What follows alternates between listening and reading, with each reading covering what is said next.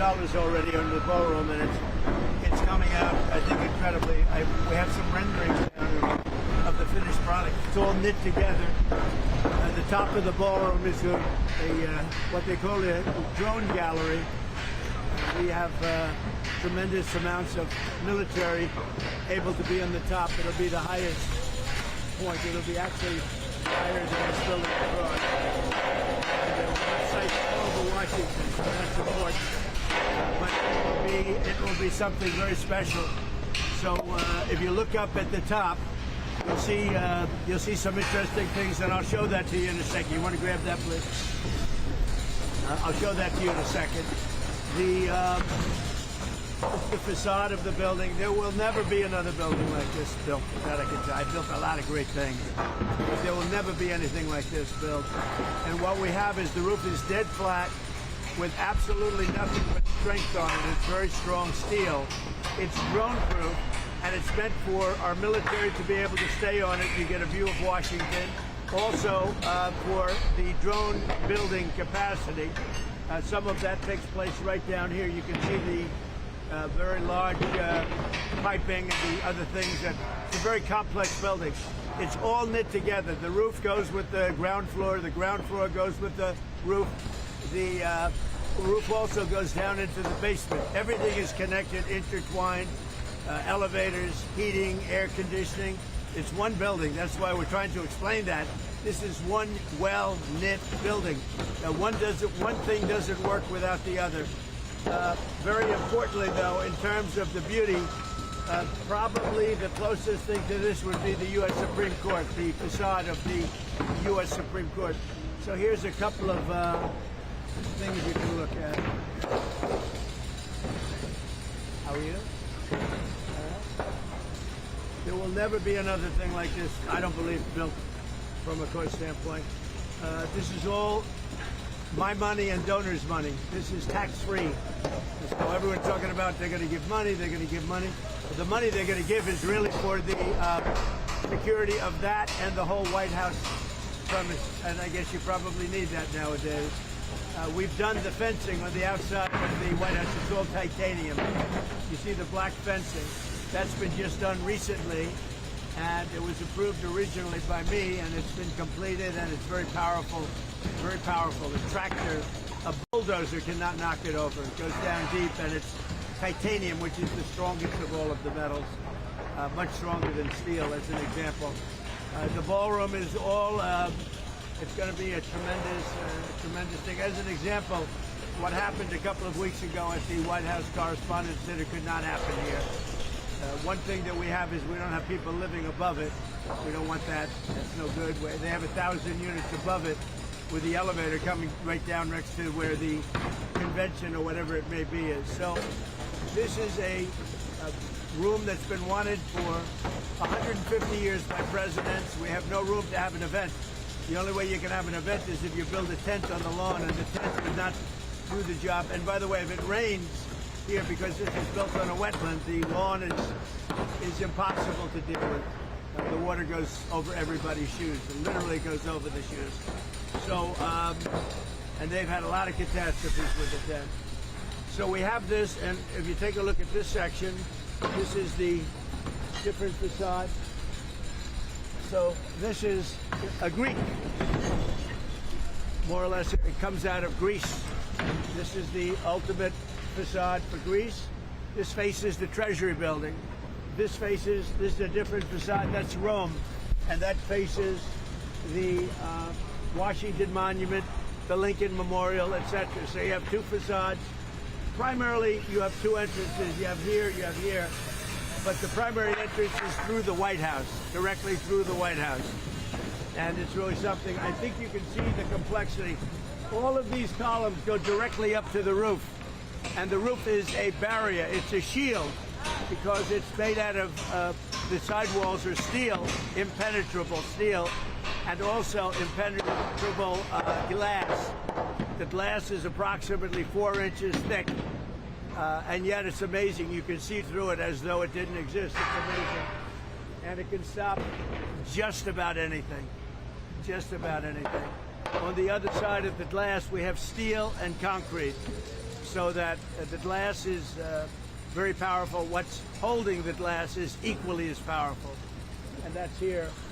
You can see they're just about ready to go up to the top. All of these columns, they go directly right to the roof of the building. And again, we call it a drone port. It's set up for unlimited numbers of drones. Purposely, we don't have any air conditioning equipment up there because we don't want anything coming down through the pipes. If anybody gets, normally you'd have a lot of air conditioning equipment on the roof.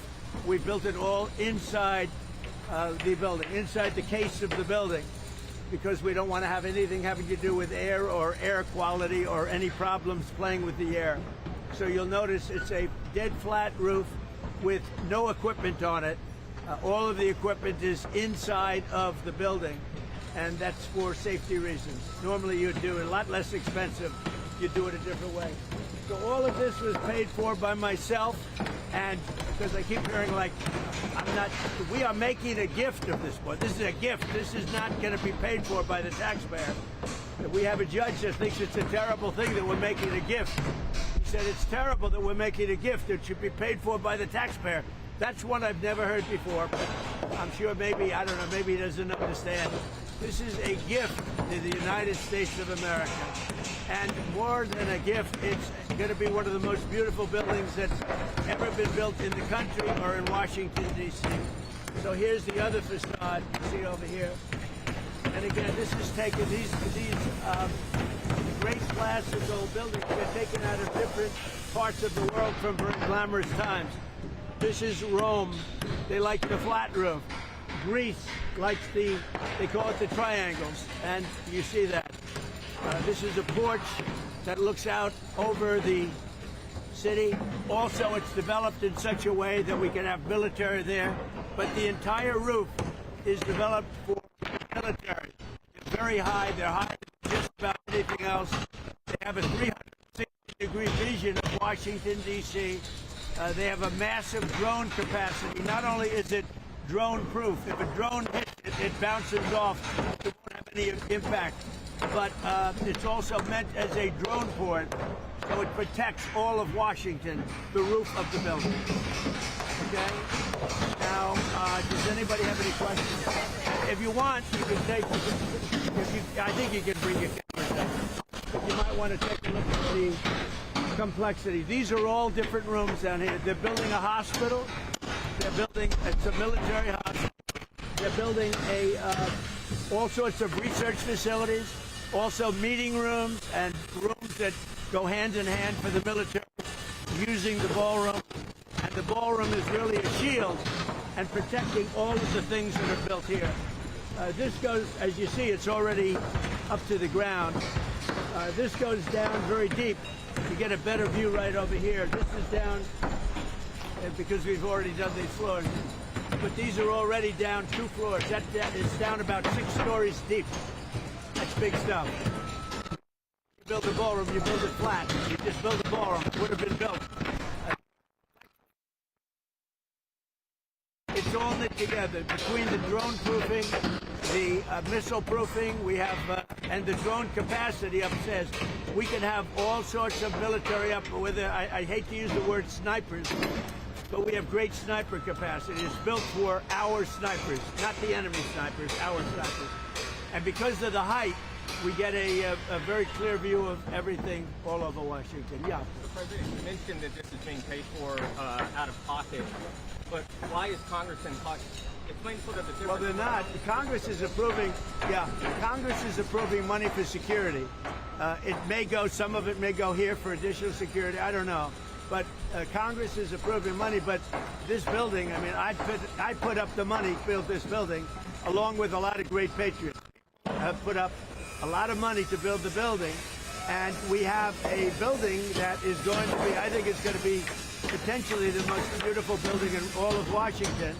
And with that is great military capacity. We're building it in conjunction with the United States military and the Secret Service. Approve that money, can this project still be completed? Well, they have a budget in Secret Service and the military to do some of the work that you see right here. So the answer is, I think they want to enhance what you see. It's very powerful. You see what's happening. It's very powerful concrete. It's 9,000-pound concrete. That, if you know anything about contract, but they probably want to enhance the area. They're going to spend money. This is a very sacred piece of land. This is the White House, and they want to do things. But everything that you see and the money that's being put up to build the ballroom, and again, the ballroom, it's necessary for the ballroom to be built with what you see over here. It's all knit in. The air conditioning, the heating, the drone capacity, the shield. You know, the ballroom becomes a shield for everything that you see right here. Without that, they couldn't have this. They couldn't build the lower floors. Without that shield over the top of it, it's a shield that will totally protect what's downstairs. They have a lot of things going on downstairs, and some of it you see. This goes down 6 stories because it's already been built. This will be, very shortly, this will be in the form of, the roof goes along this lines. Basically, it goes outside. You see where the wood is. You're going outside of that line, and then it goes straight up. And it's all protection, and everything's together. You can't build one without the other. And what we have is we have the safest building ever built, in my opinion. You can have, and you know, the other thing is, when we're right on budget, we're right on plan. The only budget change would be that we doubled the size at the request of the military. We doubled the size, but we're right on budget, right on plan. And originally we were going to build a much smaller room, and it wouldn't have done the job. It just wouldn't have done the job. You have too many events. Like if we have President Xi coming here, we have no place to put him. We had the King and the Queen the other day, and we had 1,000 people wanted, and we ended up having 100 people sitting in a very small room. We've been after this for a long time, but maybe more important is the safety element. This is a shield. It protects everything that's inside, everything that's on top. And, you know, obviously the White House was built in 1792. You know, it's awfully hard to do that kind of a capacity that we did here. So this will give future presidents, but you have to understand, when this is finished, my term ends shortly after that. This is really for other presidents. This is not for me. This is my gift to the United States of America. I'm going to be able to use it very little, because when it's finished, we're talking about 6 or 7 months. But it will be used for hopefully hundreds of years for other presidents. And there will never be anything like this built again. There'll never be a room built like with the safety. As an example, if we had the White House Correspondents Dinner here, would have been no problem.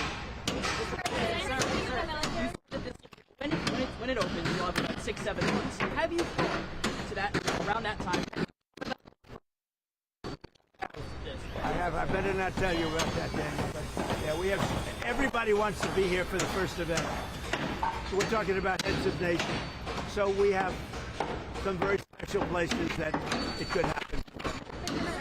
You know, if we had literally Queen, where, you know, we had this finished, we would have had an event that would have been 10 times the size. I mean, we're in a little room in the White House.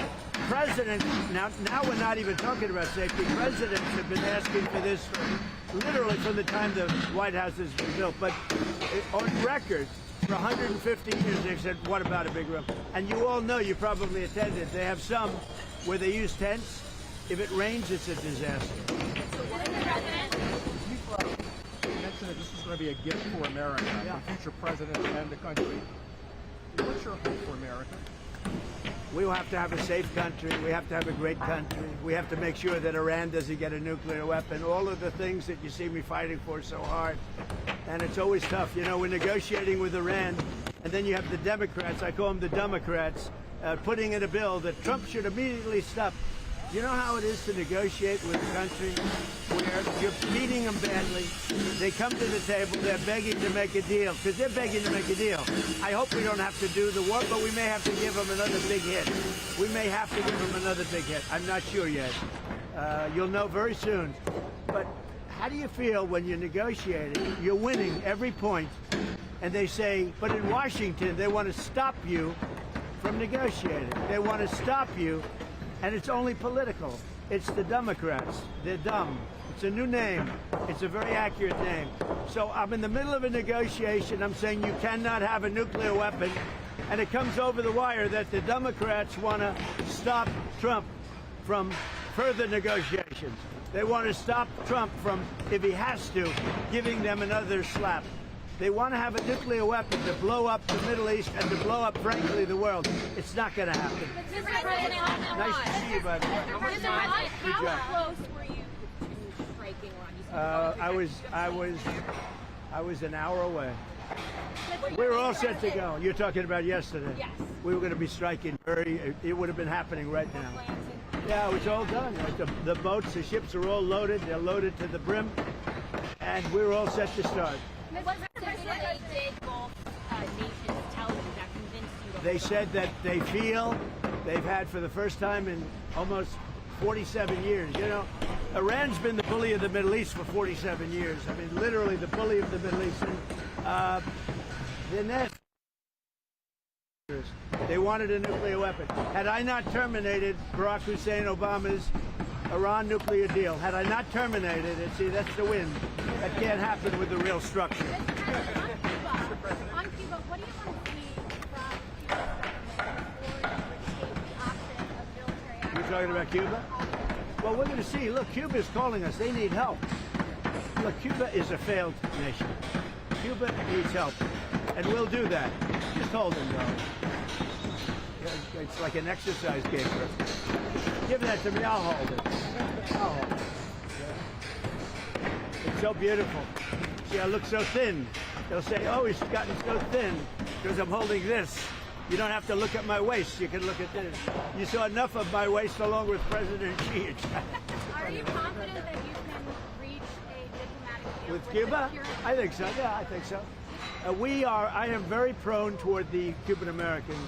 They've been incredible people. Many of them have lost family members. They've been very badly hurt themselves. They've been in prison. They've come to this country and they've been very successful. The Cuban American people in Miami, I mean, they are amazing people. Most of them are in Miami, in Florida, but mostly in Miami.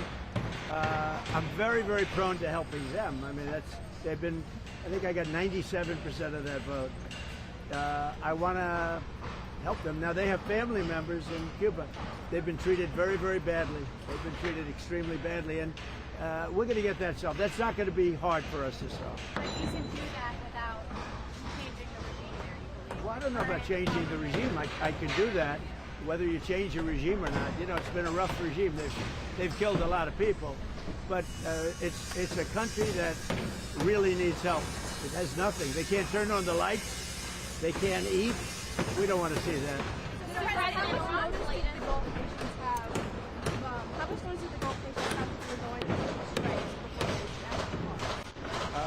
They called me over the last 2 days to say they made a lot of progress in there, because we have them negotiating with us.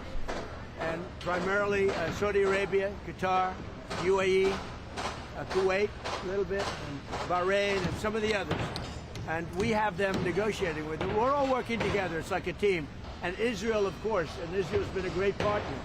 And so we are negotiating together. I got a call from numerous of these people. They know the people in Iran. Don't forget, when you talk about regime change, I think it's the ultimate regime change, because the first level and the second level are no longer with us. They're someplace, but they're no longer with us. So we have real regime change. But I got a call yesterday, sir, could you wait?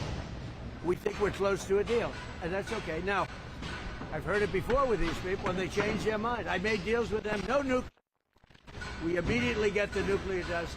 And they said, you're the only one can get it, because the bombers did such an unbelievable job that the mountain literally collapsed on top of it. They said us, and they thought China would be the only two countries that could even get it. But I think it's important to get it, maybe psychologically more than anything else. How long did they know that you were planning to attack? They knew I was getting ready to attack. I didn't tell them. I never tell anybody when. You're in constant contact? I never tell anybody when, but they knew that we were very close. I would say I was an hour away from making the decision to go today. And we would probably not be talking about a beautiful ballroom today, we'd be talking about that.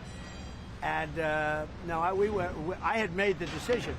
So they called up, they had heard I made the decision. They said, sir, could you give us a couple of more days because we think they're being reasonable. How long will it take for Iran to come? Well, I mean, I'm saying 2 or 3 days, maybe Friday, Saturday, Sunday, something, maybe early next week, a limited period of time. Because we can't let them have a nuclear weapon. If they had a nuclear weapon, they would start with Israel. They would blow it up, and they would blow it up fast, but they'd blow it up. And I'll tell you what, they'd go after Saudi Arabia, they'd go after Kuwait, they'd go after UAE, they'd go after Qatar, they'd go after, I think they'd go after the entire Middle East, and it would be a whole different negotiation. It would not be, it would be nuclear holocaust. And there's no question in my mind that they'd use it. There's no question. And I deal with these people. They're extremely radicalized. These are not people like when I deal with you. You're a very nice guy. These are people that are seriously radicalized. They would use it. The only question, would it be the first minute, the first hour, or the first day? I'm trying to pause at some time. Does there come a point soon where you're no longer going to I'm not doing this politically. I'm doing, look, everyone tells me it's unpopular, but I think it's very popular. When they hear that it's having to do with nuclear weapons, weapons that could take out Los Angeles, could take out major cities very quick. When they hear that, you know, when they're explaining, I'll tell you what, when we explain it to people, I don't really have enough time to explain it to people. I'm too busy getting it done. When they understand, I think it's frankly very popular, but whether it's popular or not popular, I have to do it. Because I'm not going to let the world be blown up on my watch. It's not going to happen. Honest Massey and your endorsed candidate. Yeah. Do you think your candidate can beat him? And Well, what are you seeing? yeah, Thomas Massey's a terrible congressman. He's been a terrible congressman from day one. Dealing with him is just a horrible. I don't think he's a Republican. I think he's actually a Democrat. He's not a libertarian. You know, sometimes they say he's really a Democrat. He votes against us all the time. He voted against the border wall. He voted against men playing in women's sports. He voted against transgender for everybody, the mutilization of your children. He voted against, again, open borders. We have the best border we've ever had right now. Nobody's coming in. I mean, a report just came out. In the last 11 months, literally nobody has been allowed into our country illegally. We're taking people legally. They go through a process. But nobody's come into our country. But we've taken out hundreds of thousands of people. We had 10,000, it was 11,888 murders. Many of these murders allowed into our country from prisons. They were in prisons. Many of these people killed more than one. More than 50% killed more than one person. This was gross malfeasance. This was on behalf of the Biden administration. I don't know Biden because I don't think he knew he was alive. But Kamala was the border czar. She never called, not one time, she never called the Border Patrol. She never called ICE. She never called law enforcement. She never went to the border. Think of it. I used to call every single day. And that's recently. Now I call less. We have nobody coming through. We had caravans coming through with tens of thousands of people pouring into our country. We had no idea who they were. We would have been, I'll tell you what, our country would have been destroyed. If they won this election, our country would have been, we have now the hottest country anywhere in the world. If they had won the election, our country would have been destroyed. Our country was a dead country 2 years ago, and now we have really the hottest country in the world. And this is the ballroom, and it's going to be something incredible. You see the quality of it, and they go right, those columns go right into the roof. And on top of the roof, we're going to have the greatest drone empire that you've ever seen, and it's going to protect Washington. Thank you all very much. We have a little breakfast for you. Really? Yeah. Where is the breakfast? I'd have it. Where is it? Oh, it's right over here. We have a little bit of a breakfast for you. I figured I'd be nice to you for a change. We dedicate to thousands of people gathered there. It was great. This past Sunday. Yeah. Spoke by I did. video. Scripture. Wanted to see that happen. Well, I think that it was great. Thousands of people showed up, and it was a beautiful day.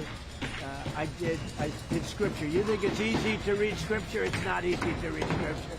That's a whole different ball game. That's not like reading a speech. We will build the wall. This is a whole different deal. But I did it proudly, and I guess it was broadcast. We had tremendous crowds. I think religion's very important for a country. I think having this country was built largely on religion. If you look, it was built. And when you have strong religion, you have less crime. It's just a fact. You know, whatever it may be, it's like, gee, I want to go to heaven, so I'm not going to do this or that. Who knows? But we have a country that was based on religion, and I'm very proud of that. And if you look and you see all of the polling, I mean, polling is so fake. But on this, it's not fake. Religion is really going up in the last year. And during the time, I mean, really during the time I first got elected in 2016, it's a much different thing. I'm very proud of that. Religion is a good thing. Christianity, it's a great thing for our country. I mean, so many of the things that we've done, the successes that we've had have been based on Christianity and religion. So I'm very proud of that. Religion is taking off like our country is taking off. Our country's hotter now than it's ever been, and I'll tell you, religion is making a tremendous comeback. You look at churches today, they're full. You go back 2-3 years, nobody was going. So we're very happy with it. About the hate crimes that we see happening. Yeah. No, I'm always concerned. I see things happening. Look, from the beginning of mankind, you've had that. You've had the good and you have the bad. I'd like to get rid of the bad, but somehow that's going to be there. But the good has been many times what it was. Really many times what it was. On the ballroom, if Congress is not going to this $1 billion for your security funding, would you be willing, or would you willing to go to your donors to ask for that money? Well, this is money for the whole premises, including the East Wing. This is the East Wing section. But the ballroom is, as you see, it's going up. It's ahead of schedule. It's larger because they wanted more military capacity. They wanted more drone capacity. They needed a larger roof. And frankly, we needed a larger facility. And so we're doing that. And we've done this in strict coordination with the military and with the Secret Service. And they've been great to work with.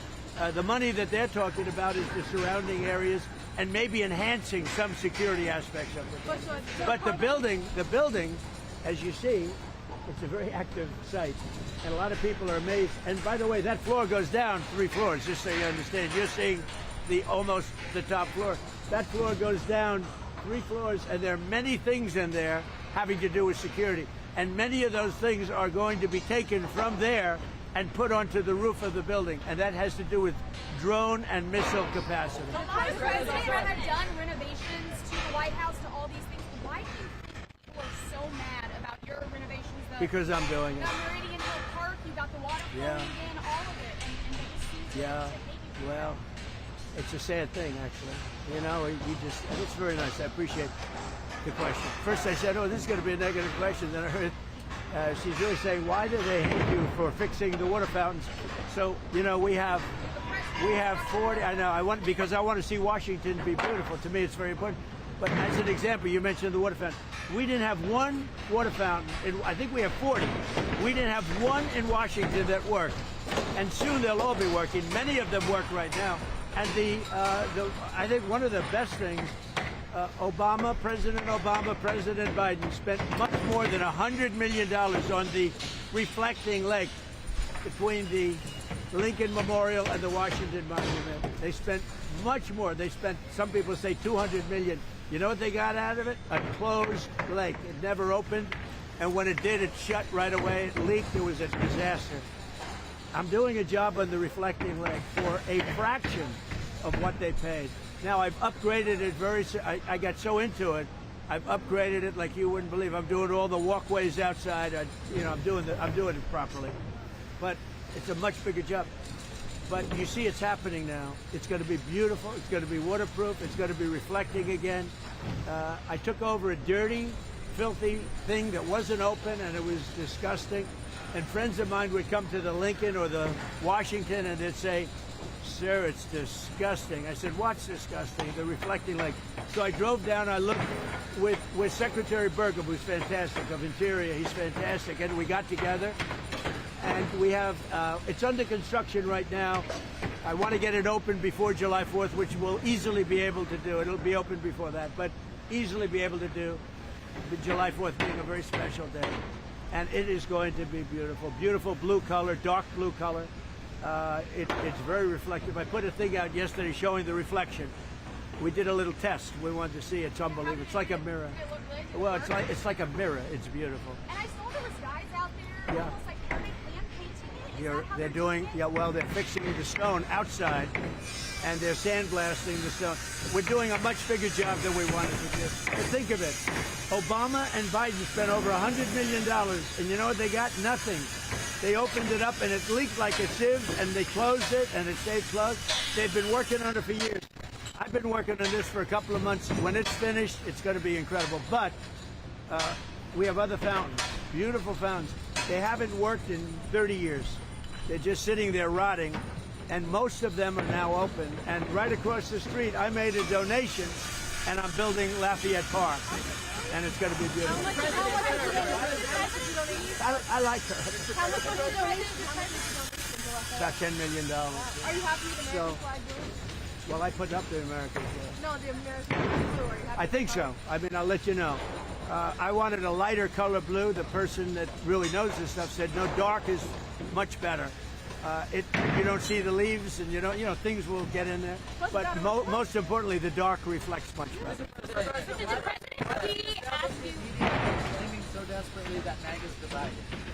Well, I think it's the strongest it's ever been. You know, you take a look at what happened in Louisiana 2 nights ago with a certain senator that was very disloyal to me and to the Republican Party. He's not even allowed to run for office. We have another big race. This guy Massey is terrible. Let's see what happens. It's not easy beating incumbents, but we have a great guy running against Massey. Massey's a terrible, I think the worst congressman the Republican Party's ever had. That'll be tonight. That'll be good television, and we'll see what happens there. But I think MAGA's never been more together, actually. And I'm going to be making an endorsement today in Texas. I'm going to be putting out an endorsement in a little while in Texas, the great state. You know, I won Texas all 6 times, meaning primaries and the race, and I got the highest vote in the history of Texas, and I love Texas, but I'm going to be making a endorsement at about 12:30, 1 o'clock today for the big race, the Senate race in Texas, and I hope you find it good. So I do think, I mean, I appreciate the question, because even CNN, they did a poll 2-3 weeks ago. They said Trump is at 100%. That's Harry Endon. I like Harry Endon. He's got a lot of energy. I like him. But he did a poll, and he's a good pro. And he gives the good and the bad. But I think he's an honorable guy, because we got a lot of good. You know, he predicted I was going to do great with the Muslims in Michigan and win Michigan, and I did. I did good, and I won Michigan by a lot. He made a lot of good predictions, but he did a poll 2 weeks ago that said Trump is, I mean, this is up. You can check 100% popularity with MAGA. MAGA is most of the Republican Party. The rhinos are gone to a large extent. A few of them are still left, so hopefully we get rid of one tonight in the form of Tom Massey, who's horrible.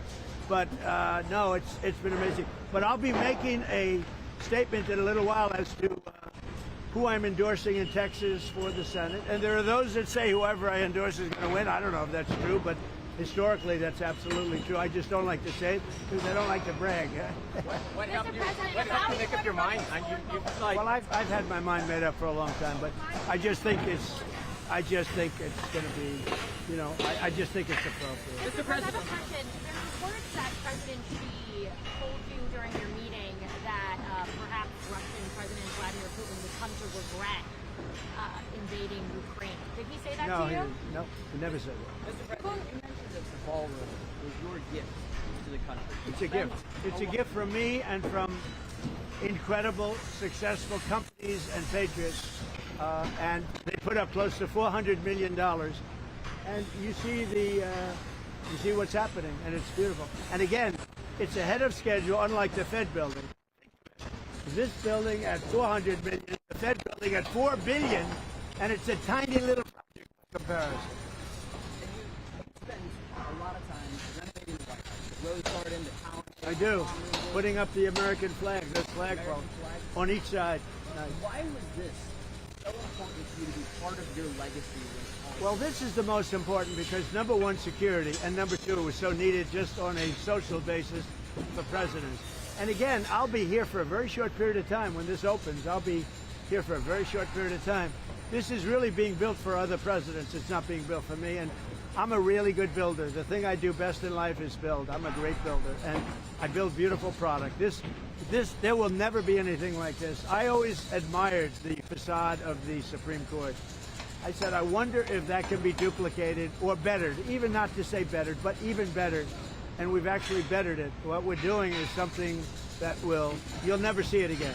Mr. President, one more on Iran, if I may. When you were having your discussions with the regional partners, the regional leaders, did they express to you any concern about Iran's ability to still retaliate in the event of U.S.? They have a little ability.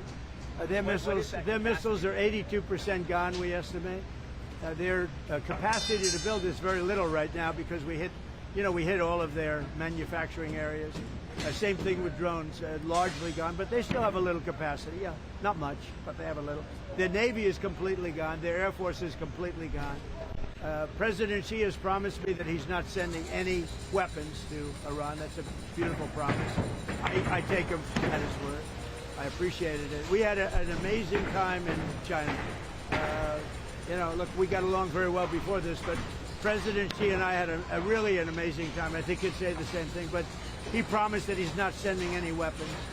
And if you think about it, he gets 40% of his oil. He's not sending oil boats in, tankers in with 20 destroyers alongside of it. No, he wants it. He does want it open, like me. I want it open, and we'll get it open. But Iran has used the Straits as a military weapon for 47 years, really much more than that. And that's not their Straits. That's international waterways. That's not for them to do. And look, they've learned their lesson. If I left today, it would take them 25 years to rebuild. But we're not leaving. We're going to do it right so that in 5 years, 10 years, if you have a bad president who doesn't want to do what's right to do, this should have been done by Obama. This should have been done by Biden. It should have been done by other presidents long before me. And everybody agrees to this. They agree to it. Mr. President, when you push to suspend the federal gas tax, are there other initiatives that you're... Well, there may be. It's very temporary. Yeah, there may be. Anything to keep it down. Look, as soon as this war is over, gas is going to... I had gasoline down to $1.85 in Iowa. I was in Iowa. And the stations had it at $1.85. But I was down to, in many cases, less than $2 a barrel, a gallon. And then I said to myself, this is great. We just hit a new high in the stock market. Everything's going good. I'm sorry, but we have to go down and take a little journey down to, we have to do something with Iran. We cannot let them have a nuclear weapon. You want to see the world exploded? You want to see a problem? And this is peanuts. And I appreciate everybody putting up with it for a little while. It won't be much longer. But you're going to have, and frankly, there is so much oil out there. One of the things that is happening is these big ships are coming up to Texas, Louisiana, and Alaska, and they're loading up. But I don't even think about that. What I think about is you can't let Iran have a nuclear weapon, and they won't have a nuclear weapon, and they fully understand it. Mr. President, I once asked you, how do you heal the divide in America? And just some time ago, it was during your first term, and you told me success will bring it back. Success. Based on that, why do you continue to do what you do, knowing that so many people are criticizing it at the same time? You get up every day and try to bring that success to America. You have some people disagree with, like, the Iran thing. To me, it's no question. To me, you have to have borders. You have to have walls, and you have to let people in legally, but you have to have borders. Some people think you don't have borders. You should let anybody, murderers, drug dealers, you should let them in.